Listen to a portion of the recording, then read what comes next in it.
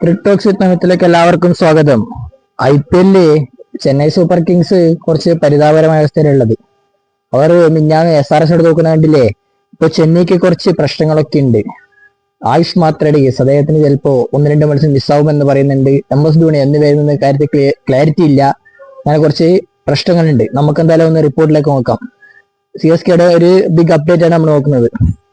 ഇപ്പൊ Crick bus എടുത്ത കാര്യം, Ayush Mhatre set to miss few games, there is no clarity on MSD's return വരെ കൊടുക്കുന്നത്. അതായത് ആയുഷ് മാത്രം കഴിഞ്ഞ കളി ഹാംസ്ട്രിങ് ഇഞ്ചറി ആയിട്ട് പുറത്തു പോകുന്നുണ്ട്. അദ്ദേഹം മികച്ച രീതിയിലായിരുന്നു കളിച്ചുകൊണ്ടിരുന്നത്. CSKക്ക് നമ്പർ 3 പൊസിഷനിൽ ആര് ഇറങ്ങുമെന്ന കാര്യം ചോദ്യമുണ്ട്. അദ്ദേഹത്തിന് ഇഞ്ചുറി ആയിട്ട് ഫ്യൂ ഗെയിംസ് അദ്ദേഹത്തിന് മിസ്സാകുമെന്നാണ് ഇപ്പോൾ റിപ്പോർട്ടുകൾ വരുന്നത്. Ayush Mhatre set to miss few games for Chennai super kings following a hamstring injury during the match against SRH എന്നിട്ടാണ് കൊടുക്കുന്നത്.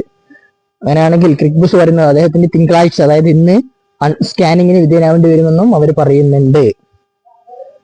ബാറ്റിംഗ് നമ്പർ 3 ആയുഷ് മാത്രമേ മികച്ച രീതിയിൽ കളിക്കുന്നുണ്ടായിരുന്നു. അദ്ദേഹം ഈ സീസണിൽ അത്ര വലിയ മോശമല്ലാത്ത രീതിയിൽ കളിക്കുന്നുണ്ട്. എന്നാൽ പോലും മാത്രയ്ക്ക് പകരം ഇപ്പോ ആര് വരെ ഉർവിൽ പട്ടേലിനെ കളിപ്പിക്കുമോ എന്ന് പോലും അറിയില്ല.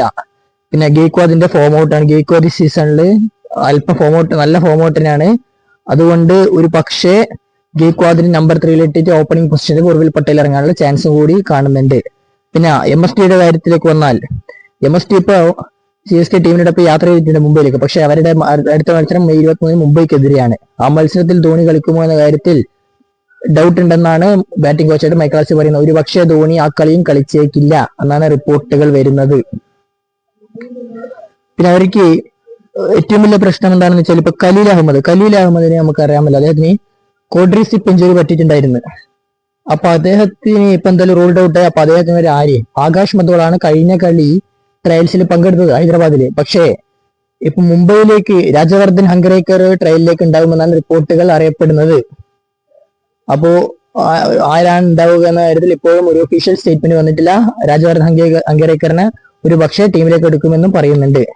MSDയുടെ കാര്യം ഓൾറെഡി പറഞ്ഞ പോലെ തന്നെ വെറ്ററൻ വിക്കറ്റ് കീപ്പർ ആയിട്ടുള്ള MSD ഈ തവണ ഒരു കളി പോലും കളിച്ചിട്ടില്ല. അദ്ദേഹം എന്ന് തിരിച്ചു വരുന്ന ചോദ്യത്തിന് മൈക്കൽ ക്ലാസി പറയുന്നത് ഐ ആം നോട്ട് ഷുവർ എന്നാണ് അദ്ദേഹം പറയുന്നത്. ഒരു ഉറപ്പും അദ്ദേഹത്തിനില്ല.